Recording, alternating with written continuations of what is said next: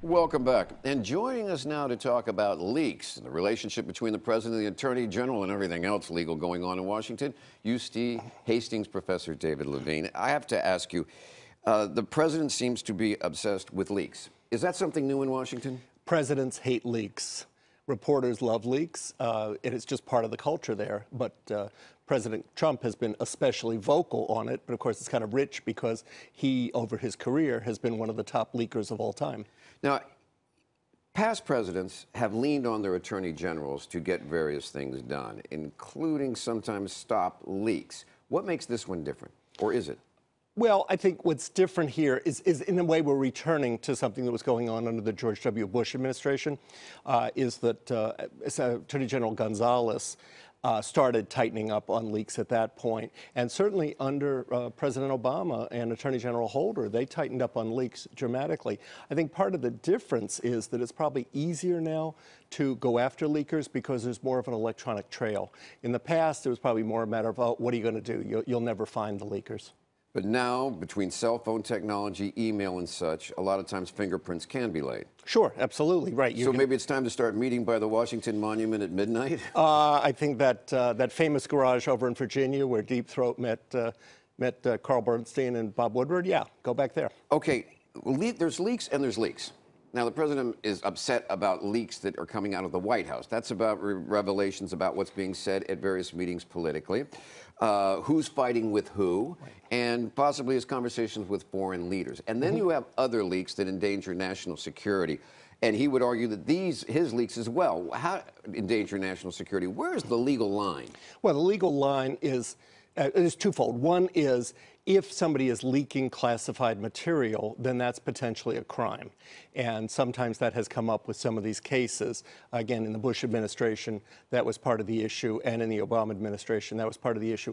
And then a separate issue is the ones that are embarrassing. But if your employees are leaking against you, then it's a personnel matter. So if somebody in the White House is leaking so that one person is up and one person is down, that's a personnel issue.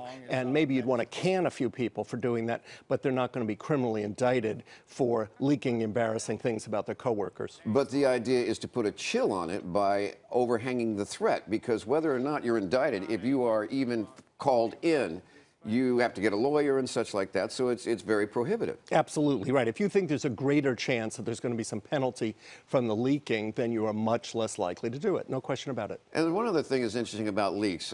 In my many years in the journalism business, I've always been surprised at what the phone calls I get, and I get leaked by people who are actually in the administration. And so if you are in the administration, are you covered by this? Because do you have the ability to just say, I'm going to give you this information and not tell you where it's coming from?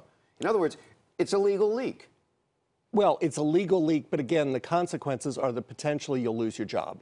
And in the White House, those were all political appointees. They could be gone within seconds. Let me rephrase the question. If the president leaks, is he leaking? If he calls up somebody and says, I'm going to tell you this off the record, is he guilty of his own crime? Because that happens all the time. Right. I guess it depends on it depends on your definition of the word leak, right? Again, is it classified information or is it unclassified information? We can speak generically about leaks. All material off the record is leaks, and otherwise we could talk about revealing classified information. Of course, the president already did that. Okay, my final question. Have you ever seen a relationship between, an on-again, off-again relationship this public between the Attorney General and a president? This one is really nasty. I think, in part, we've never seen a president like this. So that I think that's why, because he leaks, if you will, his views and his feelings all the time. And other presidents have been more circumspect. They pick up the phone, they yell and scream at somebody. Think of Johnson, think of Clinton. They yell at people. They don't do it in public. They don't tweet about it. Yeah, he doesn't leak, he tweets. I want to thank you. Maybe that's what everybody else could do. David Levine, UC Hastings, thank you for joining us.